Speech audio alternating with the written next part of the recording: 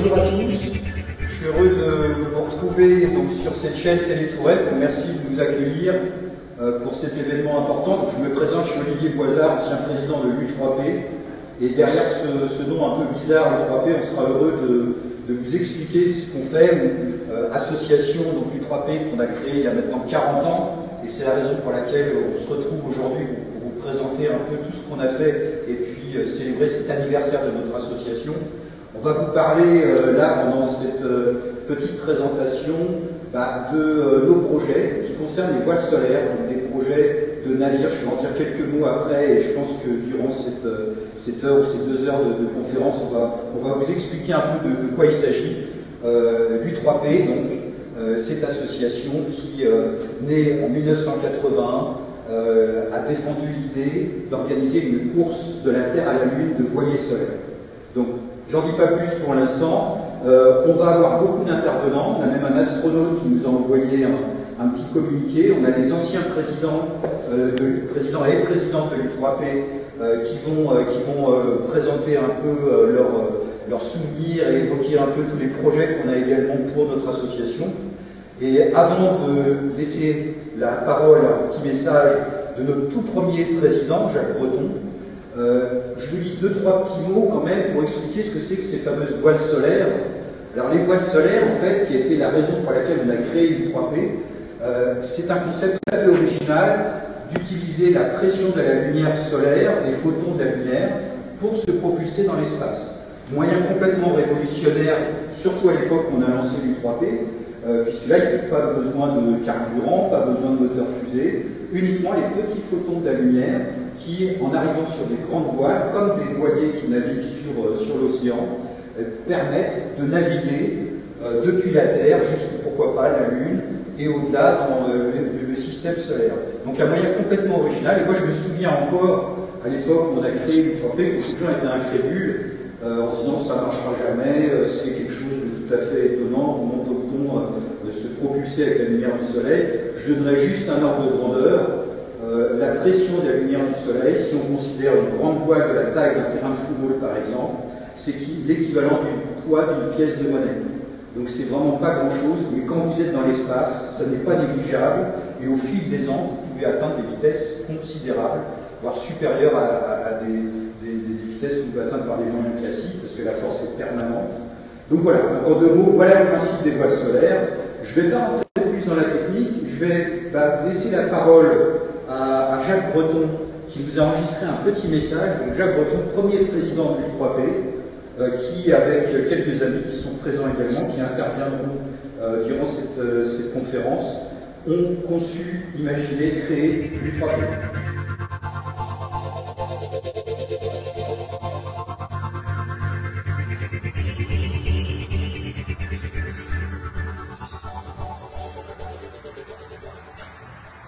Bonjour, compagnons et compagnes de l'U3P.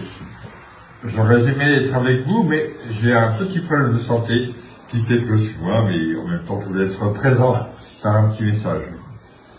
Quand il y a 40 ans, nous avons commencé à nous intéresser à la voile solaire, c'était pour différentes raisons qui étaient beaucoup du rêve.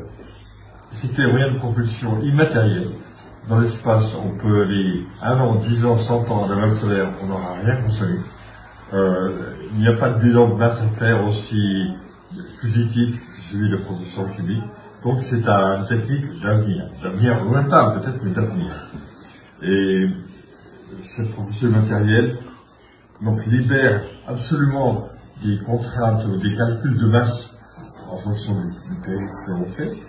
Elle permet d'évoquer des images qui font rêver, comme les caravelles de Christophe Colomb, cinglant vers un autre monde, la Lune ou autre, la Pinta, la Santa Maria, etc. Et on peut imaginer même, on pouvait imaginer de faire le trajet Terre-Lune en 1 an, c'est-à-dire à la vitesse d'un cheval au galop. Et tout ça, ça a attiré beaucoup de gens, c'était excitant, on peut le faire. Mais on a attiré des gens aussi qui avaient une grande variété de personnalités, des gens du domaine littéraire, communication, scientifique et autres, et ils se réunissaient autour d'un seul impératif, do it, faites-le. arrêtez d'en parler, etc. Faites-le. Et on a commencé à faire des petites choses le dimanche, le samedi, le soir après 17h30 pour ne pas créer de conflit avec notre institution. Et c'était vraiment quelque chose de remarquable. Alors certes, nous n'avons pas beaucoup construit le matériel lié au solaire. Il fallait pour ça un budget et du temps que nous n'avions pas. Mais nous avons popularisé l'idée qui a été reprise et amplifiée dans le monde d'une façon remarquable.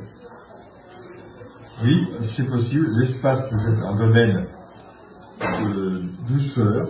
Les voiles avancent doucement dans l'espace, au lieu d'être un domaine uniquement de violence façon Vulcain avec le bruit, la terreur, le caractère des moteurs, qui bien sûr est nécessaire pour d'autres applications. Donc, je sais que vous avez tous participé à la popularisation de cette idée. Je compte sur vous, et c'est à cette condition qu'on pourra dire sic itur ad astra.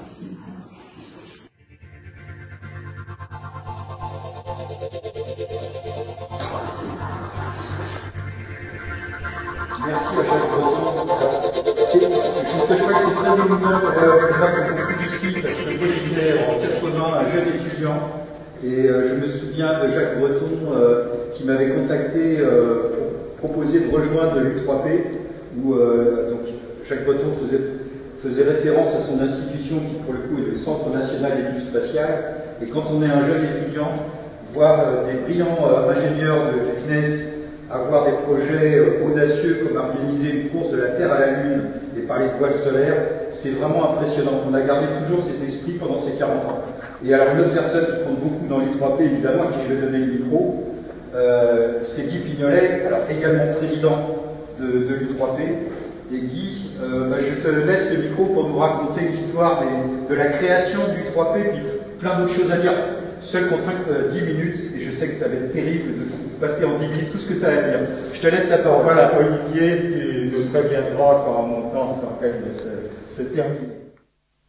J'avais découvert quelque chose, on parlait de rêve, un jeu absolument extraordinaire qui s'appelle Donjons et Dragons, qui connaît une certaine renaissance actuellement, et nous avions monté à l'île de la Réunion, en particulier avec quelqu'un qui est proche de nous, puisqu'il habite en Boise aujourd'hui, qui est Bernard Charles, qui était instituteur enseignant à l'époque.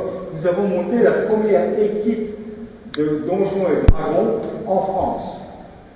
Alors, il se trouve qu'à cette époque, j'ai retrouvé Alain Perret et Jacques Breton, que nous venons d'entendre, Alain Perret qui va venir, qui était au CNES, et qui m'ont invité à présenter une chose un petit peu futuriste, ce qui fait que de fil en aiguille, je me suis retrouvé début 1981 au CNES à Toulouse. J'ai quitté l'île de la Réunion pour venir au CNES à Toulouse.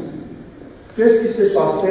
Immédiatement à Toulouse, dans les équipes du CNES, où les gens aussi rêvent technologiquement, etc., nous avons monté une équipe de Donjons et Dragons, de jeux de rôle. Et puis, c'était l'époque où nous étions dans les premiers lancements des Ariane, et Alain Perret, qui interviendra, il racontera peut-être ça à sa manière aussi, avait été chargé de l'embarquement d'un projet d'un rêveur américain qui s'appelle Robert Daley, de Californie, qui avait fondé la World Space Foundation pour faire ce qu'il imaginait serait la première voile solaire. Donc, nous nous sommes retrouvés quelques mois plus tard à Rome pour l'un des grands rassemblements des professionnels de l'espace, qui est le Congrès mondial d'astronautique, où nous étions à Rome. Et à cette occasion, j'avais lancé un petit appel dans une revue qui s'appelait la revue de la L5 Society, la société du coin de la Grange numéro 5, qui est un des endroits où on pourrait installer des futures colonies spatiales du type dont rêve aujourd'hui Jeff Bezos. Alors nous nous sommes retrouvés à une bonne demi-douzaine dans un restaurant italien et le vino bianco aidant, c'est toujours un petit peu utile, nous nous sommes posé des questions. Est-ce que c'est possible de fabriquer des voiliers dans un cadre amateur, un peu comme travaillaient les radioamateurs qui faisaient déjà des satellites? Notre réponse a été oui. Et on a posé la question, est-ce qu'on peut le faire maintenant? Notre réponse était aussi oui. Est-ce qu'on a envie de le faire? Est-ce qu'on a envie de le faire maintenant? Donc nous sommes rentrés après le congrès à Toulouse et une semaine plus tard, avec Jacques Breton, avec Alain Perret, avec Jean-Yves Prado, qui n'est pas là aujourd'hui, et certains disent les 3 P, c'est Guignolet, Prado, Perret, nous avons fondé l'association et ça a été le début. Et il se trouve, pour en finir avec Donjons et Dragons, que toute l'équipe de Donjons et Dragons qui avait été montée au Centre spatial de Toulouse est passée avec armes, idées, rêves et bagages pour faire la première équipe de l'U3P. Alors ça s'est développé, nous avons commencé avec des idées techniques. À l'époque, les technologies n'étaient pas celles d'aujourd'hui, donc les idées de voiliers faisaient plusieurs milliers de mètres carrés de voile. Tout ça dérivé aussi d'un roman d'Arthur Clarke qui s'appelle Arthur Clarke de l'Odyssée de l'espace, des milliers d'Odyssées d'espace. Et il y a le vent venu du soleil où il imaginait, avec des voiliers de plusieurs kilomètres carrés de voiles poussés par les rayons du soleil, de faire une trajectoire, un voyage entre la Terre et la Lune.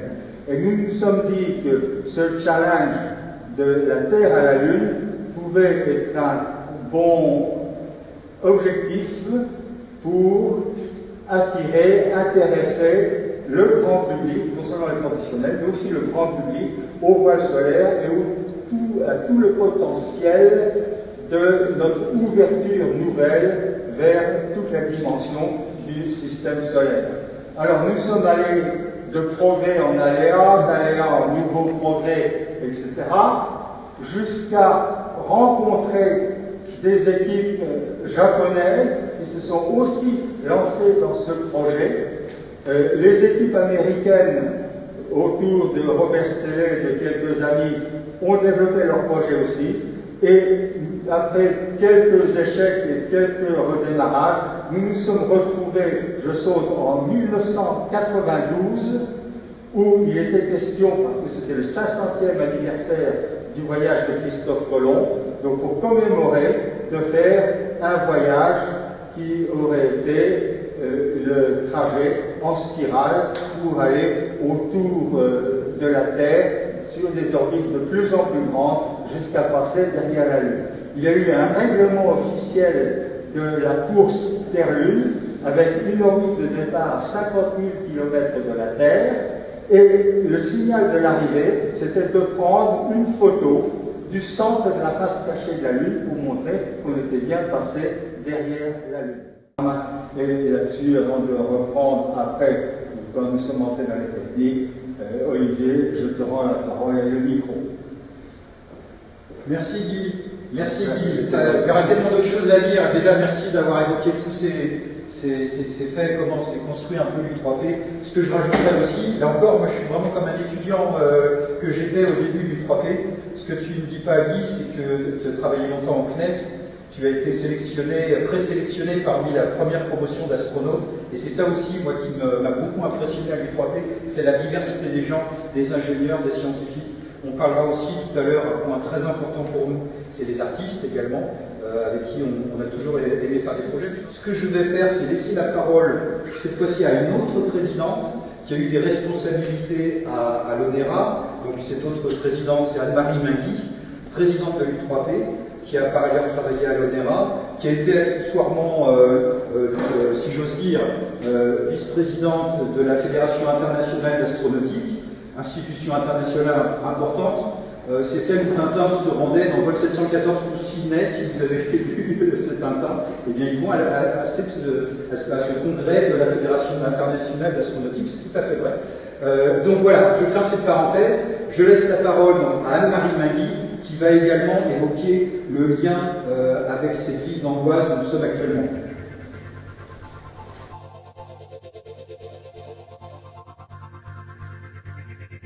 Alors, je ne peux participer à cet anniversaire avec vous, et c'est avec un grand plaisir quand même que je fais cet enregistrement parce que ma participation à l'U3P a été un moment important. Bon, l'U3P a été créé par, je dirais, deux présidents de cette noble association, que sont Jacques Breton et Guy Pignolet, avec au départ une composante plutôt toulousaine, puisqu'un dîner célèbre au clocher de Rodez a scellé cette association. Je les ai rejoints plus tard parce qu'on est venu me chercher, peut-être parce que dans ma jeunesse, lorsque j'ai fait ma thèse de mathématiques, grâce au CNES, j'avais travaillé sur la voile solaire sans le savoir.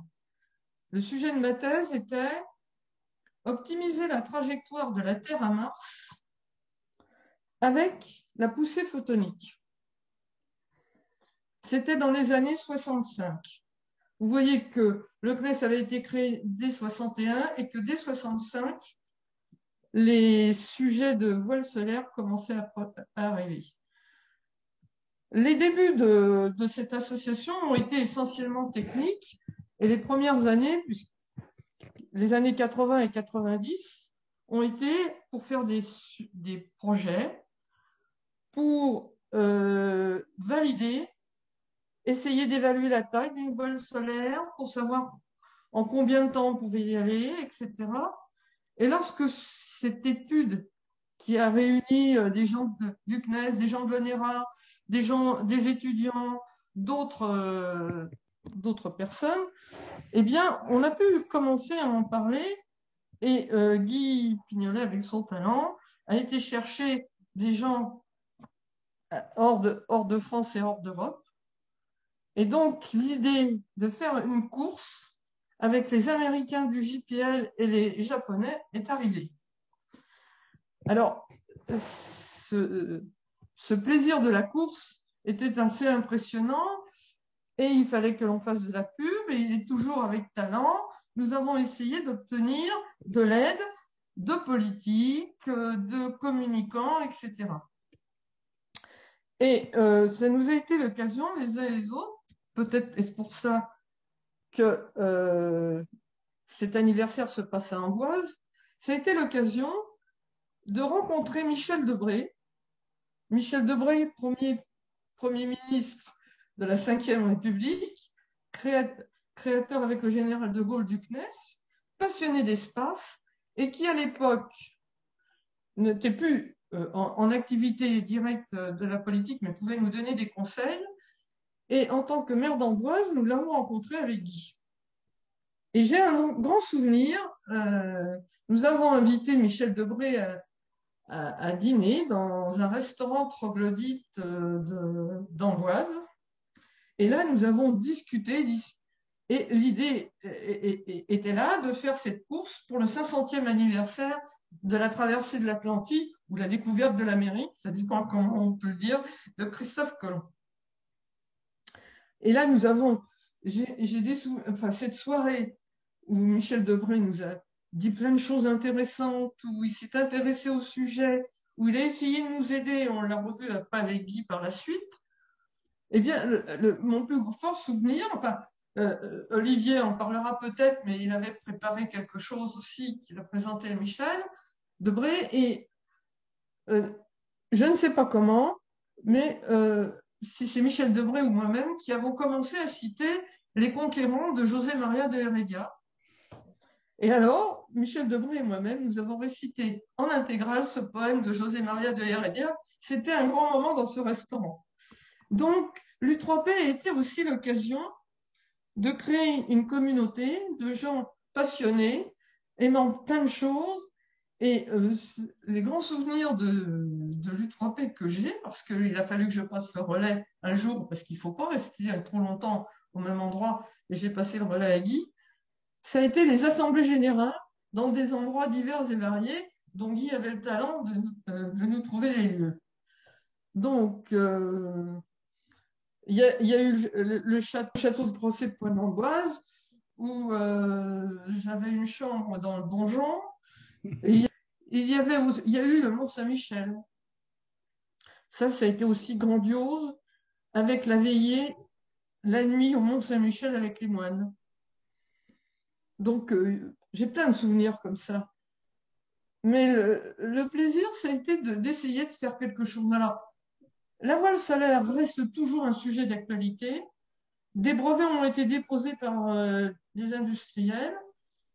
Et je pense que on n'en a pas fini avec ce sujet. Peut-être qu'un jour, on verra la course.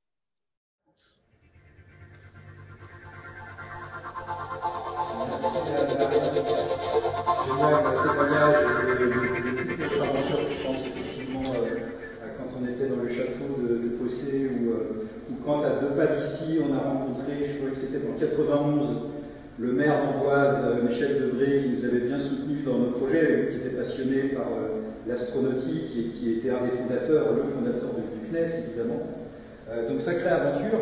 Alors moi je vais enchaîner pour rappeler en fait le lien, là on a parlé de personnalités du monde scientifique, du Centre national d'études spatiales, de l'ONERA, qui était membre de l'U3P. Il y a aussi des gens effectivement de toute spécialité. Mais je voudrais parler spécialement des artistes. On a toujours eu beaucoup d'artistes, comme je l'évoquais tout à l'heure, qui ont participé à nos réflexions. Je dirais même plus, avant l'U3P, ce concept de voilier solaire a été vraiment d'abord pensé ou aussi pensé par des écrivains et des artistes. Je ne vais pas refaire l'historique, je pourrais même vous parler de Cyrano de Bergerac et de l'auteur vraiment de Jules Verne qui dans La Terre à la Lune ne parle pas de voile solaire mais évoque la propulsion électrique. À son époque, l'électricité c'était vraiment une nouveauté qu'on pouvait imaginer s'adapter à plein de choses, notamment à la propulsion, donc c'était une intuition forte. Au XXe siècle, il y a eu des tas d'auteurs de science-fiction. Alors, je citerai entre autres, on me le rappelait à l'instant, Pierre Boulle, tout le monde connaît La planète des singes, le film, mais à l'origine, c'est un roman fait par Pierre Boulle, le français Pierre Boulle, qui, et ça n'est pas hélas dans le film, fait débuter son roman à bord d'un voilier solaire. Donc ça en doit être, alors là je parle, il faudrait vérifier, ça doit être dans les années début 60 ou fin 50, Pierre Boulle. À la même époque, il y a des romanciers de science-fiction. Je me souviens, on avait été contacté par Gérard Klein, l'auteur de science-fiction, qui a fait un roman, aussi un français. Alors il n'y a pas que, je ne veux pas être du tout chauvin, il y a quelqu'un qu'on aime beaucoup parce qu'on a eu cette immense chance de le rencontrer, certains d'entre nous. Pour ma part, je ne l'ai pas rencontré, mais j'ai pu communiquer avec lui par courrier, c'est Arthur C. Clarke. Alors Arthur C. Clarke, c'est quand même un monument de la science-fiction, scénariste du film de Kubrick 2001, l'Odyssée de l'espace, un des grands romanciers de science-fiction. Et Arthur C. Clarke, en 1961, alors l'histoire est assez amusante. Moi je me souviens, en 81, je discute avec l'U3P et on me dit, ah bah tiens, on a découvert, il y avait l'idée de course Terre-Lune, et on me dit, ah on a découvert qu'il y a en fait eu une nouvelle de science-fiction qui raconte déjà l'idée d'une course Terre-Lune de voile solaire. Après, à ma connaissance, qu'on a eu l'idée à l'U3P. Donc, les membres de l'U3P ont traduit en français cette nouvelle, The Wind from the Sun, le vent venu du soleil, qui à l'époque n'existait pas en français. Et moi je me souviens, donc à l'époque, je m'étais hasardé à faire une petite adaptation en bande dessinée, en 12 planches, de cette nouvelle. Ça c'était au milieu des années 80. 10 ans plus tard, des membres de l'U3P croisent Arthur C. Clarke à des congrès de la Fédération astronautique internationale et discutent, etc. Et du coup, moi j'ai pu avoir les coordonnées d'Arthur C. Clarke.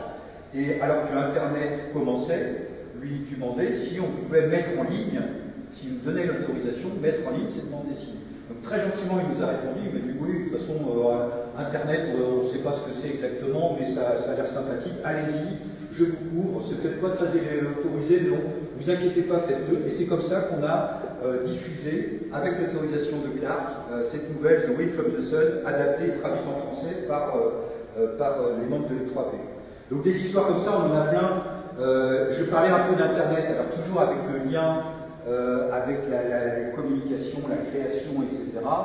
Je me souviens du premier site Internet de l'U3P qu'on a dû faire, je crois bien que c'était en 1994, où à l'époque, on utilisait encore le Minitel, où entre Guy à La Réunion et moi qui étais sur l'île, on a dû traduire via Minitel les premiers textes qui devaient être toujours d'ailleurs sur le site web.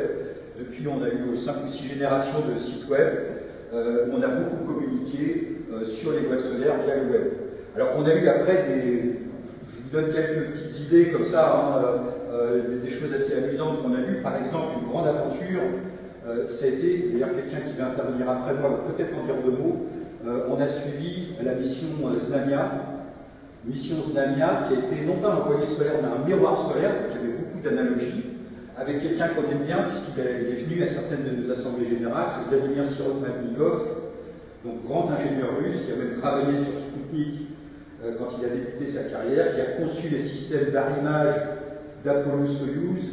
Vous imaginez la beauté du symbole, cet arrimage entre les Russes et les Américains durant un rapprochement durant la guerre froide dans les années, un rapprochement est-ouest dans les années 70, donc un sacré beau symbole.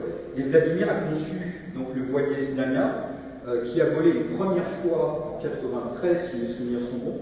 Il y a eu une deuxième tentative en 98, et moi j'étais à Lille à piloter le site web.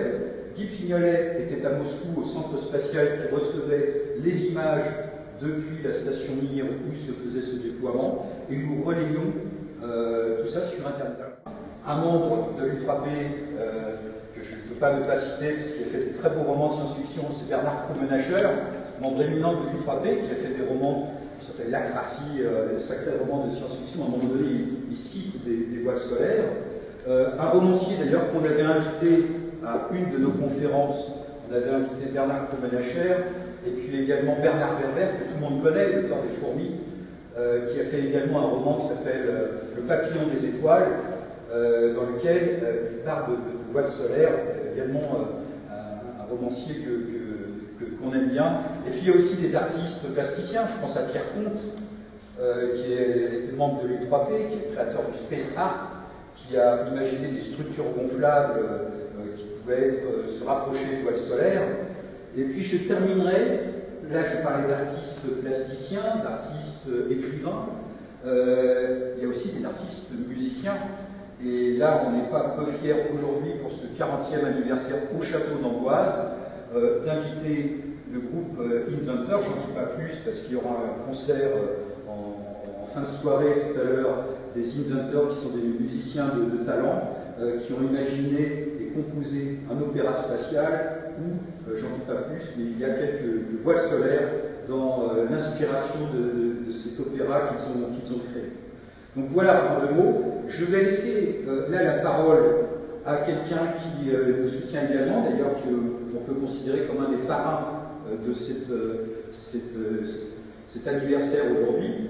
C'est l'astronaute Jean-François Clairvoy, qui a volé 3 fois à bord de la navette spatiale et qui a tenu à nous envoyer un petit message pour notre anniversaire. Donc je laisse la parole à Jean-François Clairvoy.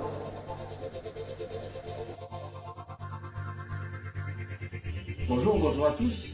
Je suis Jean-François Clairvoy et je suis très heureux de contribuer par ce message à l'anniversaire des 40 ans de l'Union pour la promotion de la propulsion photonique, l'U3P.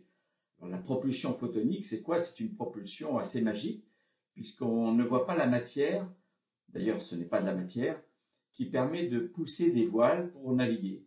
Alors, j'étais fasciné dès mon enfance. Je me souviens au Palais de la Découverte, je devais avoir 8 ans la première fois que je voyais ces petites ailettes qui tournaient dans une boule de cristal sous vide et qui tournaient tout seuls sous l'effet de la lumière. Donc, on ne voit rien, on ne sent rien, et pourtant, quelque chose fait tourner des petites ailettes.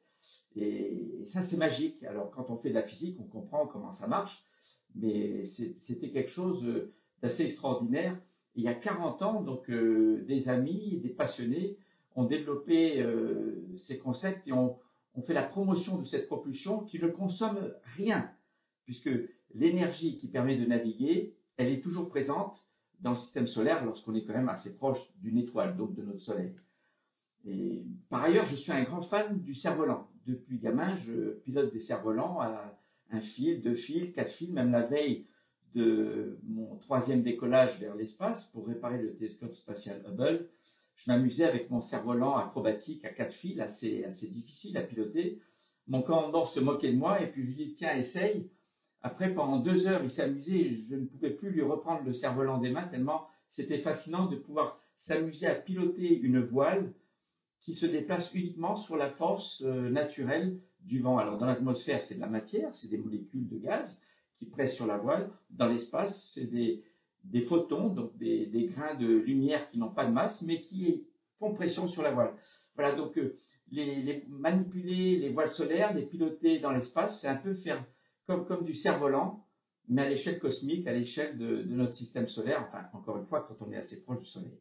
Voilà, donc je suis très heureux d'être un peu un parrain, un ami de cette union de la promotion de la propulsion photonique et de vous souhaiter un excellent anniversaire. Et je voudrais saluer aussi d'excellents amis qui, depuis le début, sont impliqués. Alors évidemment, Guy Pignolet, qui a souvent été mon collègue dans mes premières années, y compris quand j'étais astronaute, et puis d'autres amis, certains disparus comme Pierre Comte, qui ont beaucoup œuvré aussi pour la promotion de cette propulsion photonique. Jacques Rougerie, qui a lui-même conçu en tant qu'architecte de la mer et de l'espace des systèmes de voiles solaires avec des formes très, très élégantes. Et puis bien sûr, notre ami à tous d'origine soviétique, décédé aussi malheureusement aujourd'hui, Vladimir Siromiatnikov, que j'ai rencontré plusieurs fois dans le cadre de mon travail. C'est lui qui m'a entraîné à faire fonctionner le système d'accostage de la station, de la navette spatiale Atlantis, lors de mon 2e vol, on a ravitaillé la station Mir. C'est avec lui aussi que j'ai travaillé pour la mise au point du système de contrôle, du système d'accostage, encore une fois, du vaisseau ravitailleur européen ATV, le vaisseau Jules Verne, qui a été le premier à s'accoster à l'ISS, dont j'étais le senior advisor astronaute. Voilà, donc entre Vladimir, Jacques, Pierre, Guy et tous les autres, encore bravo, je vous souhaite un excellent anniversaire et puis bravo aussi pour cette inspiration que l'U3P, depuis plus de 40 ans, a engendré auprès des jeunes, des lycéens, des étudiants, des sujets de thèse. Voilà, donc je crois que l'U3P a encore de très belles années devant elle et j'espère qu'un jour la propulsion photonique sera dans l'espace régulièrement et sera concrètement utilisée pour des missions spatiales, encore une fois, magiques, parce que ça ne consomme aucun grain de matière, contrairement à toutes les autres formes de propulsion qui nécessitent d'éjecter de la matière depuis le vaisseau. Voilà, écoutez, encore bon anniversaire, mes amitiés à tout le monde, et puis à très bientôt. Merci à Jean-François Clairvoy. Avec son expérience d'astronaute, c'est vraiment encore un regard passionnant sur nos voiles solaires, sur ce sujet inspirant, je dirais. Alors, je me tourne vers un autre intervenant fondateur de l'U3P, qui est Alain Perret, également qui a travaillé au CNES, entre autres, mais je vais te laisser la parole, spécialiste d'orbitographie et de calcul d'orbite, et un des concepteurs du premier concept de voile solaire, je te laisse la parole. Oui, bonjour. Je veux dire quelques mots sur l'histoire, l'origine de la voile solaire, de l'U3P. On a commencé à travailler sur la voile solaire du CNES à partir d'une demande américaine, en fait. Les Américains avaient un projet pour étudier la comète de Halley et certains ont imaginé une voile solaire immense. Bon, le projet n'a pas été retenu, mais la voile solaire, ça avait quand même intéressé et il avait été question d'embarquer sur Ariane. Donc, un petit modèle de voile solaire. Il faut dire que à l'époque, c'était le début des satellites amateurs. Et beaucoup de gens ont bien aimé réaliser un satellite. Beaucoup de gens du monde spatial réaliser un satellite. Comme déjà ça avait été fait pour des satellites radioamateurs. Et cette idée de voile solaire, une fois qu'on a montré que c'était possible de l'embarquer par Ariane, que c'était possible de la fabriquer, que c'était relativement simple, on disait, mais après tout, nous aussi en France, on pourrait essayer de faire quelque chose comme ça. Alors, disons, il y avait cette idée-là, clairement, parmi les premiers fondateurs de l'U3P, c'était une idée de réalisation. Bon. Quand on a créé l'association, elle s'est appelée Association pour la promotion de la propulsion photonique. La promotion, c'est pas la réalisation.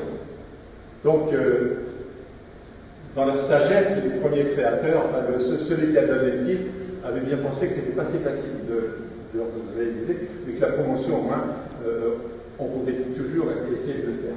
Et la promotion, ça n'empêchait pas, si on voulait faire une réalisation, de le faire aussi, vous voyez. Donc, tacitement, qu'on a appelé ça la promotion de la propulsion photonique. Bon, à l'époque, d'ailleurs, on avait réuni pas mal de gens techniques qui connaissaient le fonctionnement du plastique, qui connaissaient les radiations, qui connaissaient beaucoup de choses pour essayer d'être sûr de la faisabilité technique d'une voile solaire. Bon, il y avait quelques trous quand même. Par exemple, les mâts, on n'avait pas encore de mécaniciens. Mais bon, on avait réussi à faire des études sérieuses pour dimensionner une voile solaire. Et puis, ça c'est un peu... Enfin, on n'a pas réussi à mettre une équipe en place avec Interlocal et des choses comme ça. Et puis est venue l'idée de la course, parce qu'on cherchait un mode de réalisation de cette voile solaire. Encore, toujours pour que quelqu'un la fabrique. Alors, si nous on ne le fabriquait pas, ça pouvait être un industriel, une Matra ou un autre, un industriel. Alors, comment motiver un industriel pour qu'il... Alors, la course, c'était une bonne idée. D'abord, avec les contacts qu'on a eus avec les Américains de la Gulf Coast Foundation, puis les Japonais, les Anglais aussi. On avait de très bons contacts avec les Anglais, avec la British Interplanetary Society, qui riait beaucoup quand on les disait c'est UPPP. Pipi chez les Anglais, c'est terrible alors.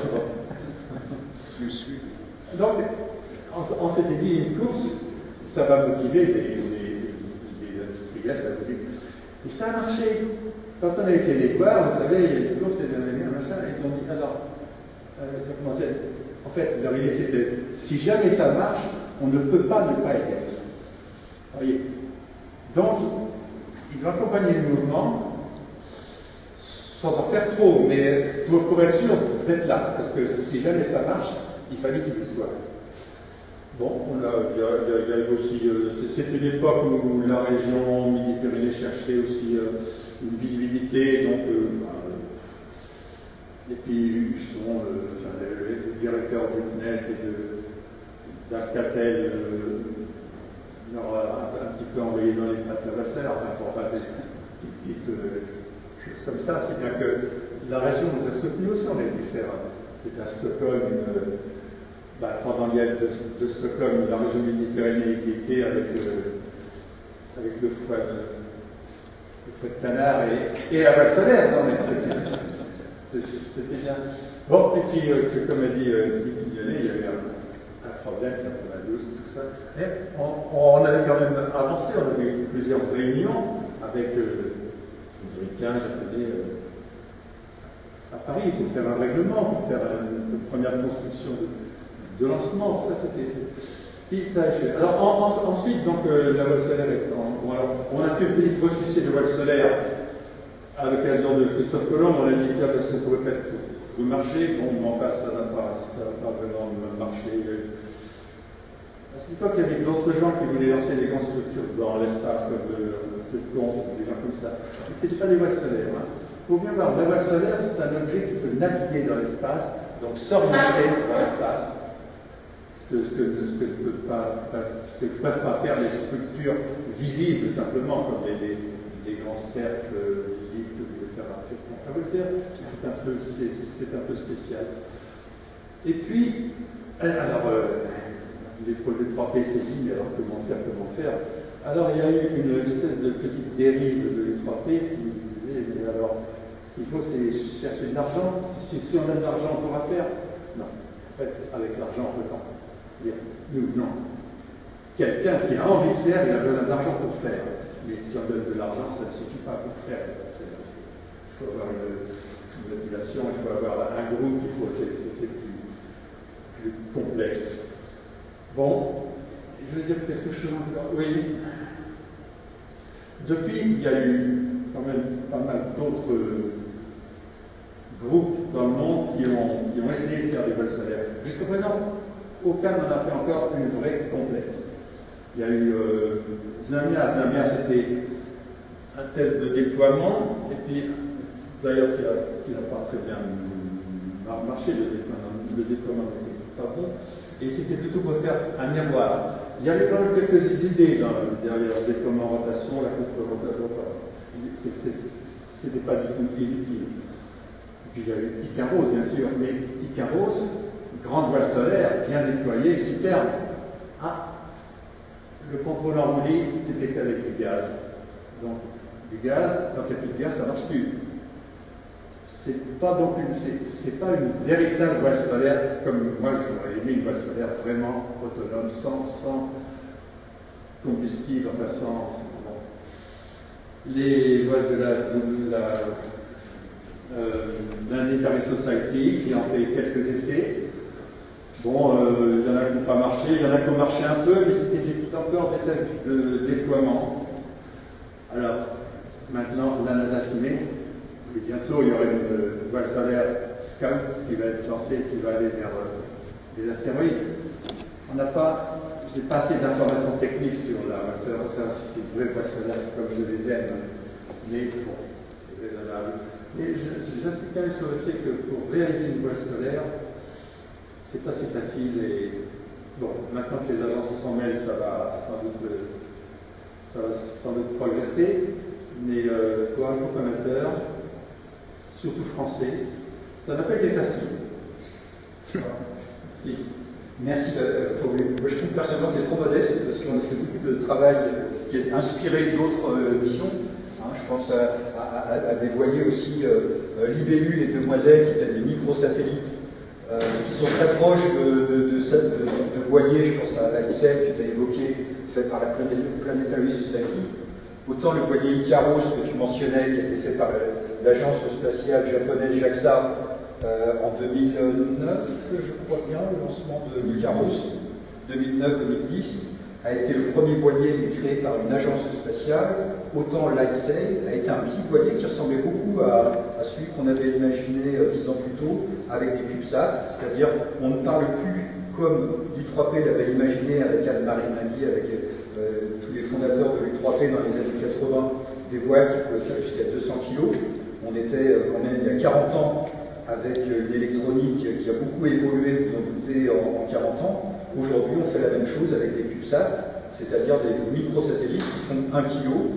Et ça, c'est vrai que si l'U3P n'a pas concrétisé encore, on va parler des projets après, d'ailleurs après, mais si l'U3P n'a pas concrétisé de voilier, elle a, je pense, inspiré, en tout cas participé, enfin il faut être modeste également, mais on a participé à cette aventure des voiliers solaires, et on peut dire aujourd'hui qu'on attend toujours un voilier entièrement solaire, comme tu l'évoquais, c'est-à-dire qu'il soit uniquement propulsé par les rayons du soleil, et également orienté, ce qui n'est pas une mince affaire, orienté par les rayons du soleil.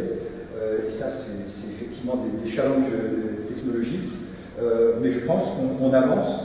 Et puis, c'est un avantage, ces voiles solaires, c'est que ça ne coûte rien en termes de carburant. Et c'est la fable du lièvre et de la tortue, c'est-à-dire qu'on va très lentement avec une voile solaire, mais on a une accélération permanente. Et moi, je me souviens de calculs que vous m'aviez montré il y a longtemps qui m'avaient impressionné. C'est que si vous imaginez une voile solaire très grande, avec une charge utile qui peut être de quelques centaines de grammes, eh bien, vous pourriez envoyer une voile solaire avec cette charge utile en quelques semaines vers Mars, alors qu'aujourd'hui il faut plusieurs mois pour aller sur Mars d'après les calculs des vaisseaux actuels. Si on va sur Mars, il faudrait quand même un certain nombre de mois. Et avec une voile solaire, supposons que nous ayons à envoyer un médicament, par exemple, à un équipage qui soit près de Mars, on pourrait le faire en quelques semaines seulement, avec une voile solaire, et je dirais même plus, c'est pas la seule, mais ce serait un des meilleurs moyens, en tout cas le plus économique, pour envoyer une petite charge utile à travers l'espace vers Mars, par exemple. Donc voilà, enfin bon, là, après, c'est un vaste sujet. Hein, Alors justement, ça fait l'enchaînement. Je vais laisser le micro à un autre président de l'U3P, Adao Adeleye. Adao, tu as participé donc à tous nos projets. Tu vas peut-être nous dire 2 mots sur tout ce qu'on a fait avec les étudiants, et puis tu as sans doute plein d'autres choses à nous dire. Je te laisse le micro. Bonjour, merci. C'est un grand honneur pour moi de participer à ces 40 ans de l'U3P, parce qu'effectivement, j'ai été président de l'association pendant quelques années, et avec toute l'équipe, nous avons participé à la mise en œuvre, à un début de réalisation de plusieurs projets de voile solaire. Ce dont j'avais envie de parler en fait aujourd'hui, eh bien, ce n'est pas forcément des réalisations que l'on a tenté d'effectuer pour l'espace, mais c'est de parler en fait de toutes les graines de rêve que nous avons semées en fait depuis les années 80. C'est-à-dire que quand on y réfléchit, le nombre de personnes que l'on a touchées, avec qui on a discuté, le nombre de personnes que l'on a rencontrées, que ce soit des adultes, que ce soit des étudiants, des adolescents ou même des enfants, il nous semble que comme les graines de la connaissance, comme les graines de l'imaginaire, de rêve, on a pendant toutes ces années semé des graines et qui, comme les arbres, en fait, vont mettre plusieurs années à donner des fruits. Et je pense que la jeunesse d'il y a 10 ans, d'il y a 20 ans, eh bien, petit à petit, en travaillant, en étant dans des entités scientifiques, de recherche, ou même des artistes, vont se souvenir ou vont se remémorer à un moment de leur vie, eh bien, de ce qu'elles ont pu rencontrer à notre contact, de ce qu'elles ont pu connaître à notre contact. Et j'espère, j'ose imaginer qu'en fait, on verra sortir quelques fruits qui contiendront en fait des voiles solaires, ou au moins des nouveaux projets de voiles solaires. Alors, j'en suis rassuré aujourd'hui, puisque nous avons un ancien ami étudiant qui nous a contacté, en fait, il n'y a pas si longtemps, il y a 2 ans, et puis encore l'année dernière, et qui au téléphone nous disait: je me souviens, j'avais travaillé avec vous sur les voiles solaires pendant mes années de prépa, et bien aujourd'hui je travaille bien, je suis directeur, je suis CEO de mon entreprise, j'aimerais pouvoir monter un projet sur les voiles solaires. Donc ça c'est un début de quelque chose, et voilà, j'espère qu'il y en aura beaucoup plus. Donc là, l'U3P, dans ces cas-là, intervient en tant que consultant, conseil, voilà, on apporte nous ce que l'on connaît, on apporte aussi nos réseaux, nos connaissances, et on met en connexion comme ça les personnes. Et donc depuis que je connais l'U3P, alors personnellement je connais l'U3P depuis 1999, et c'est aussi dans le cadre d'une école préparatoire que dans le thème de l'époque, j'avais choisi de travailler sur les voiles solaires. Alors pourquoi? Je suis incapable de vous dire pourquoi, comment ça nous est venu à mon groupe et à moi. Le thème c'était la lumière. Voilà. Donc on s'est dit, tiens, pourquoi est-ce que c'est possible de voyager avec la lumière? Et en fait, en cherchant à l'époque, on avait Internet assez facilement. Donc forcément, on avait quelques amis sur Internet. Google existait déjà. Et c'est comme ça qu'en tapant juste lumière, voyage dans l'espace, on est tombé sur le site de l'U3P qui existait aussi déjà. Et très vite, on a pris contact en premier, je pense, avec Guy Pinelet. Il m'a dit: vous voulez travailler sur les voiles? Eh bien, écoutez, venez, nous sommes à la Cité de l'Espace tel jour, à telle heure, on fait une conférence, venez. Et bien, ni une ni deux, nous avons pris notre billet de train et on s'est retrouvés comme ça à la Cité de l'Espace à Toulouse. Et de fil en aiguille, on s'est retrouvé à présenter des papiers pour l'U3P à un congrès international d'astronautique pour expliquer comment des étudiants français en fait, pouvaient facilement travailler avec des entités comme l'U3P, travailler sur le sujet des voiles solaires. Et voilà, les défis dans le pays, forcément on est resté et on a voulu nous aussi en fait mettre notre pierre à l'édifice pour promouvoir en fait l'utilisation de la propulsion photonique dans l'espace.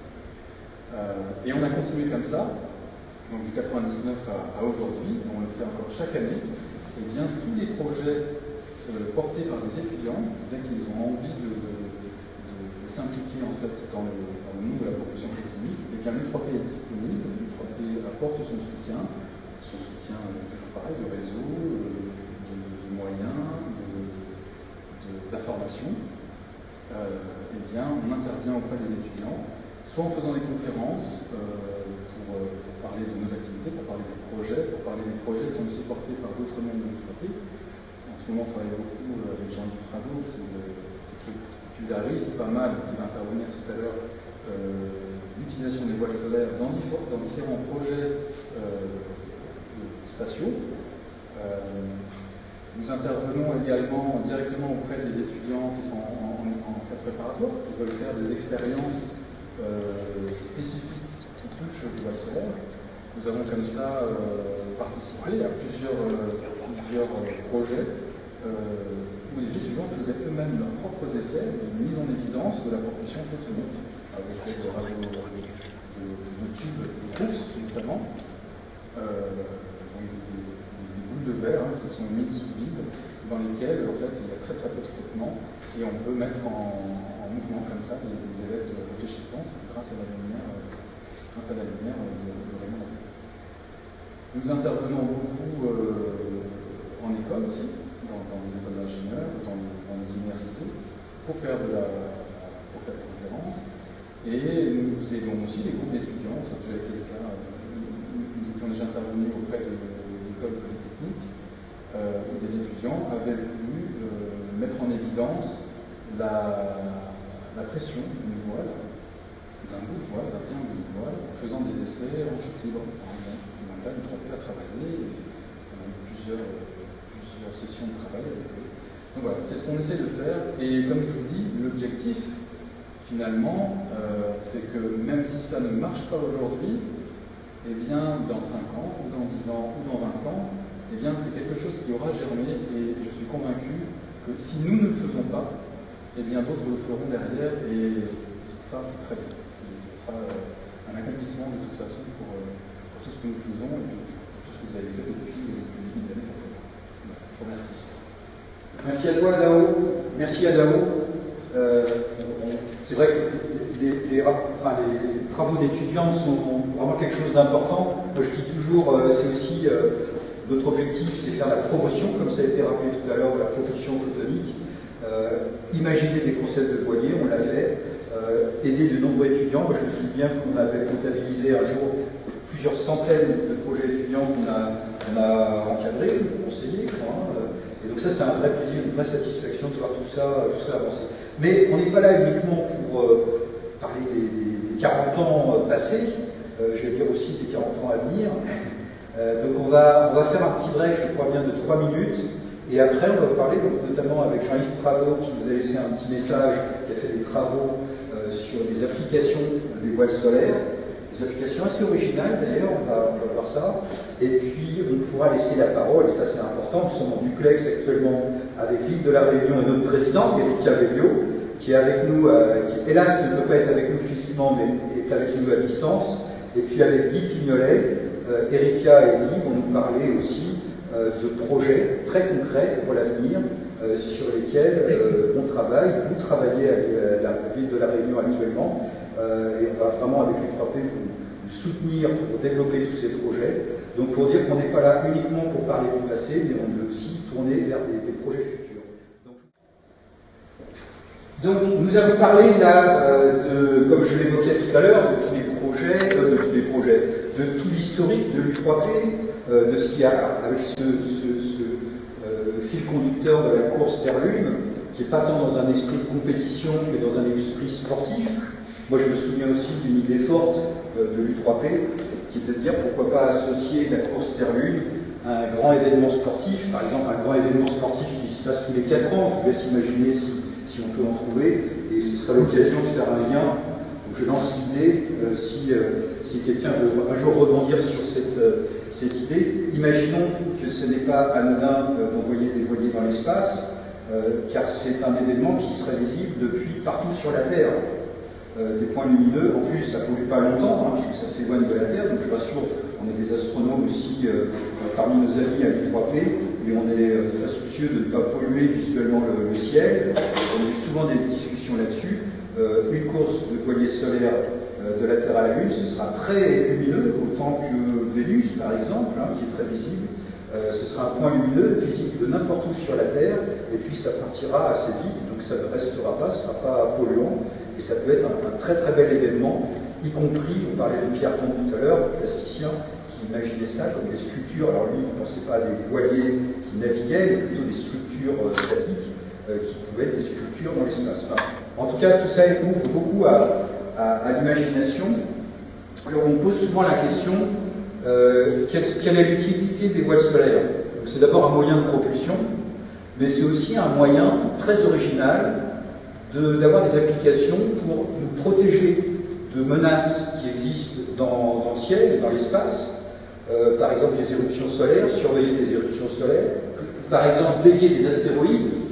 On a imaginé, notamment Jean-Yves Prado, à qui je vais laisser la parole maintenant, également président de l'U3P, également scientifique qui a travaillé au CNES, spécialiste du Soleil, et qui a imaginé des projets pour nous protéger de satellites géocroiseurs en maintenant des satellites qui passeraient trop près de la Terre dans l'ombre de voiles solaires. On pourrait démontrer que ça pourrait dévier leur trajectoire. Donc Jean-Yves Prado, c'est un peu le Bruce Willis de l'U3P qui nous protège des menaces spatiales. Et plus sérieusement, je vais lui laisser la parole. Il va nous parler en tant que scientifique de ces projets qui vont dans le sens de ce que j'évoque à l'instant. Donc Jean-Yves Prado, président de l'U3P.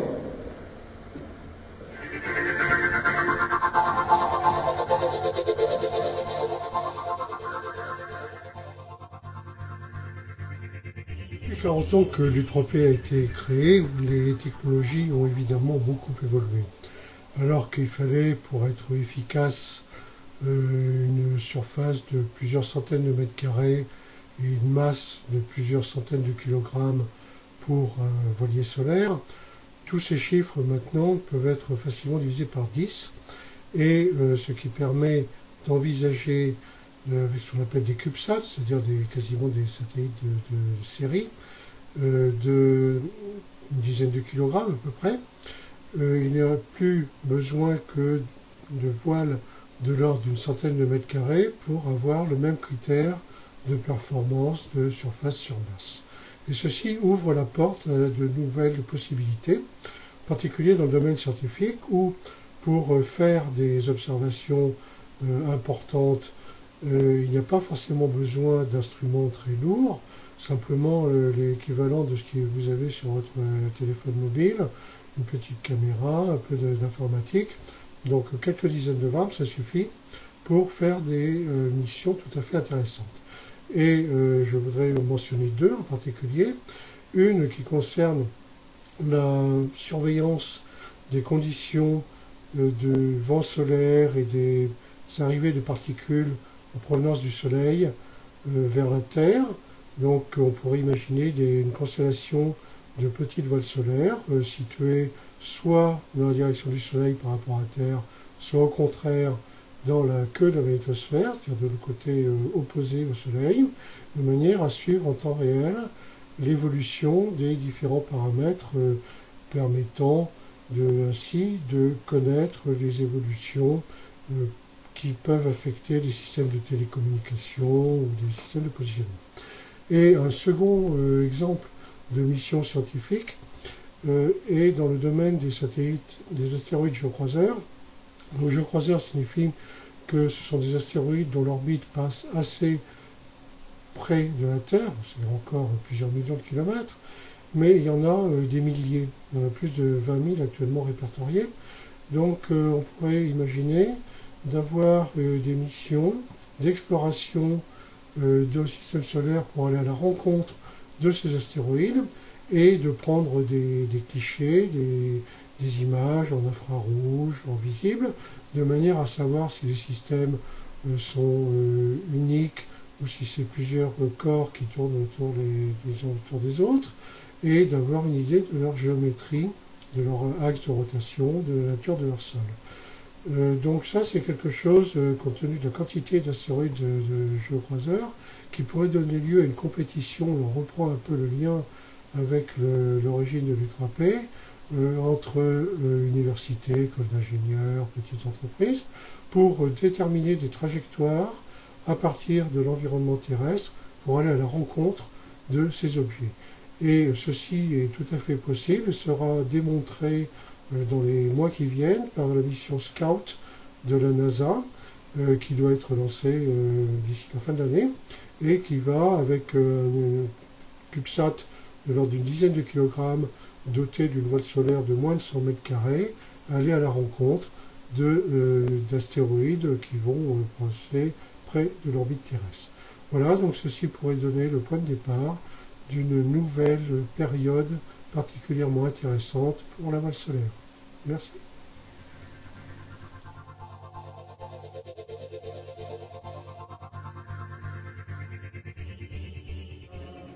Là, on est vraiment sur des enjeux sérieux, hein, surveiller les éruptions solaires, se protéger des risques qui sont faibles, je vous rassure, mais qui existent, des géocroiseurs, c'est-à-dire qui nous croisent, enfin qui croisent l'orbite de la Terre plutôt, et qui peuvent un jour être menaçants comme ils l'ont été dans le passé. Donc, même si le risque est très faible, comme disent les spécialistes, on ne peut pas ne pas l'anticiper.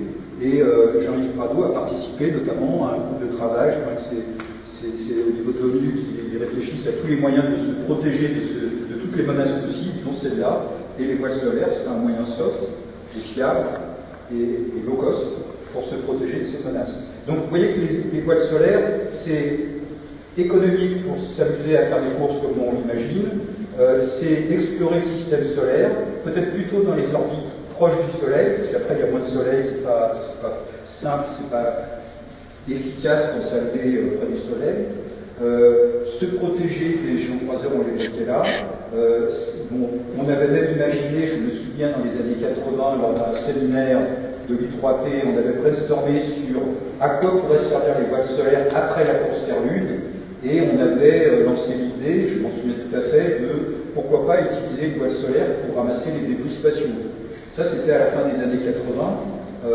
C'est un sujet plus que jamais d'actualité. Si vous avez vu Gravity, vous savez le risque des débris spatiaux, et qui ne sont pas, même si dans Gravity c'était dramatisé, c'est pas une menace anodine, et pourquoi pas imaginer des grandes voiles gonflables qui serviraient un peu à nettoyer les orbites. Ça peut être une application possible.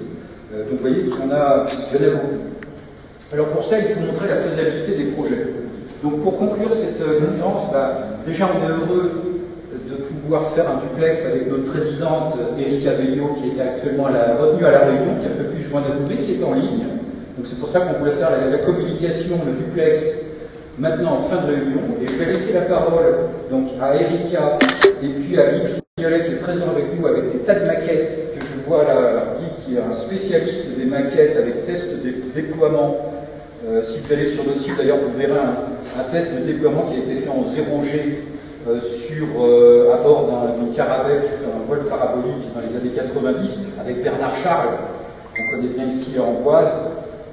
Donc, je vais laisser la parole à Erika, à Guy Pignolet, pour nous parler des projets du futur.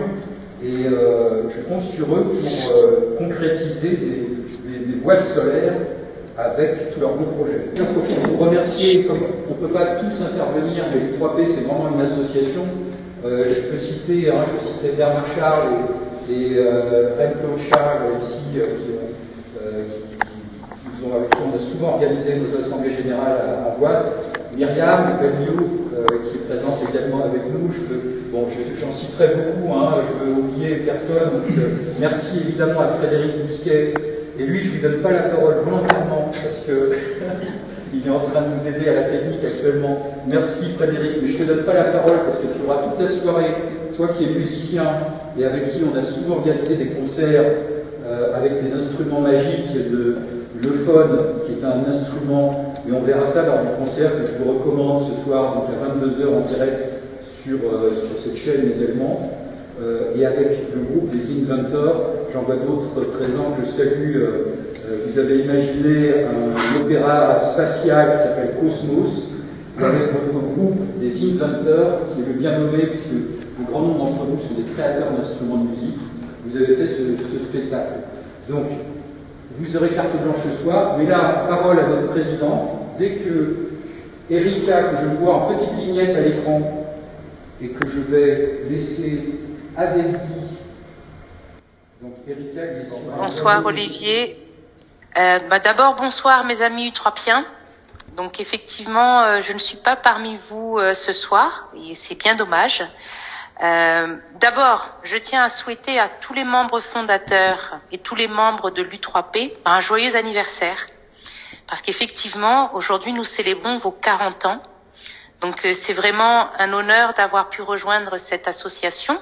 À vrai dire, lorsque vous fondiez cette association, je n'étais même pas née. Mais une chose est sûre, c'est que notre rencontre était inévitable.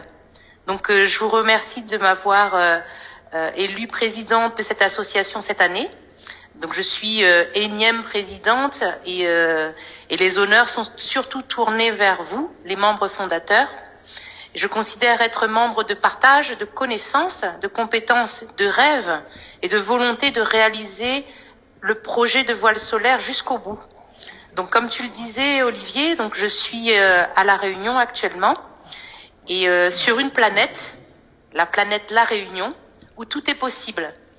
Et c'est bien avec Guy Pignolet et avec l'U3P que nous œuvrons pour pouvoir créer une voile solaire avec une marque réunionnaise, avec une capacité et des compétences locales ici à La Réunion pour permettre la fabrication et l'envoi de cette voile solaire réunionnaise dans l'espace.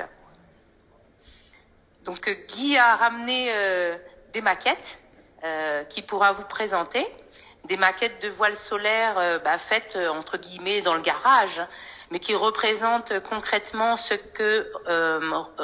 à quoi ressemble une voile solaire et comment cette voile solaire peut être déployée lorsqu'elle est située dans l'espace et avec la grande force photonique pour déplacer cette voile solaire d'un voyage d'une orbite terrestre vers la Lune. Donc si vous voulez vous approcher et prendre les voiles, nous allons vous déployer. Alors attention, au top, on va reculer doucement. 5, 4, 3, 2, 1, déploiement.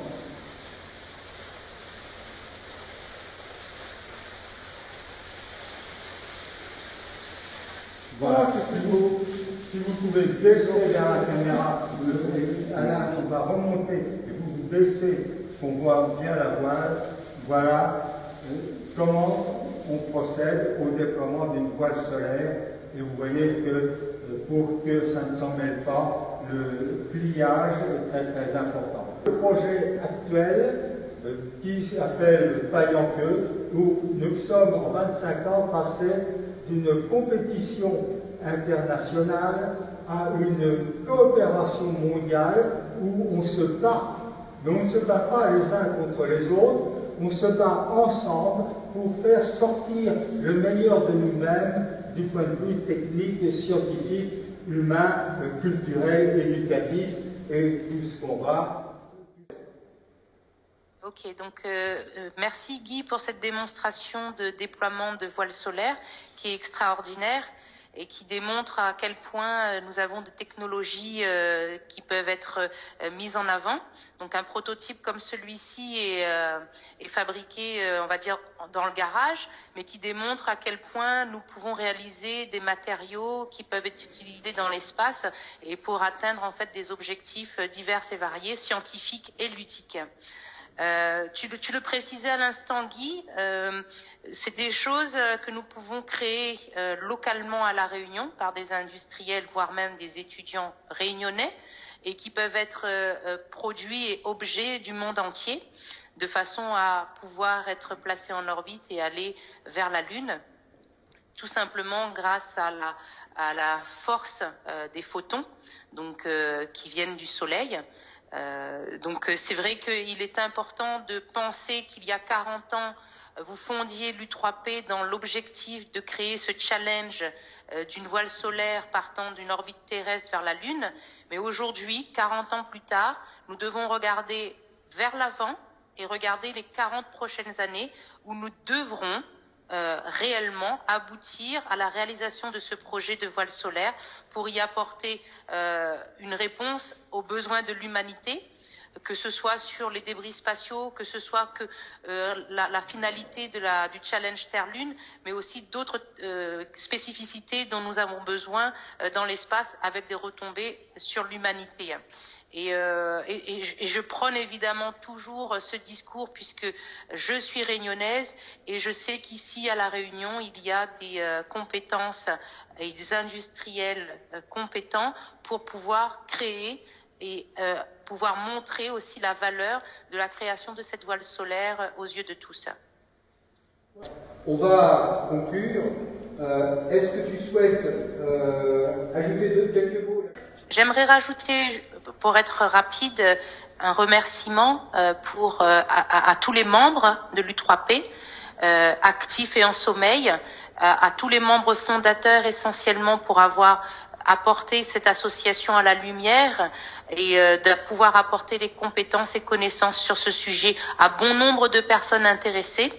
Et je tiens aussi à remercier Frédéric Bousquet et toute son équipe qui a chapeauté et organisé en fait cet événement parce qu'effectivement nous au sein de l'U3P nous n'avions pas forcément les compétences pour organiser un si bel événement.